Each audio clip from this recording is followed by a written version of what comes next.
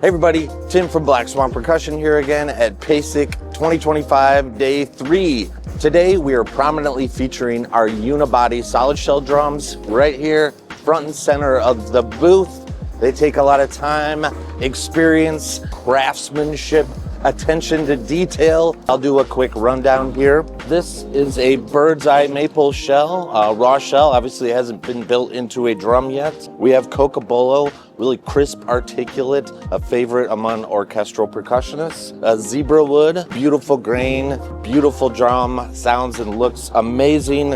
And bacote up front here in the center. These are all exotic shell instruments, but we also work with domestic lumber like cherry, walnut, maple, etc.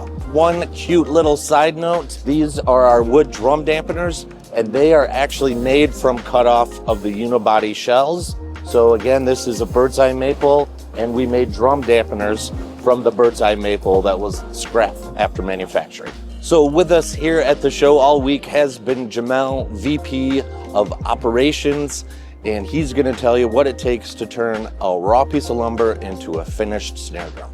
Go Jamel. We typically start with a kiln dry piece of wood, anywhere from 1 inches to 2 inches thick. From there, we will plane it and joint it and then put it into a bath to soak for a little bit. From there, we put it into some of our own custom machinery after it's been steamed for a certain amount of time. And then we have some custom machinery that Eric Soy himself has built to help pull that into a circle. From there, we need to give it time to dry. You would think that you could just take that and put that piece of lumber into an oven really quick and dry it super quick. Problem with doing that is you start running into checking and splitting of the wood. So we try to let our lumber dry naturally for a certain amount of time, and then we will pull that out, clamp it, and start the gluing process.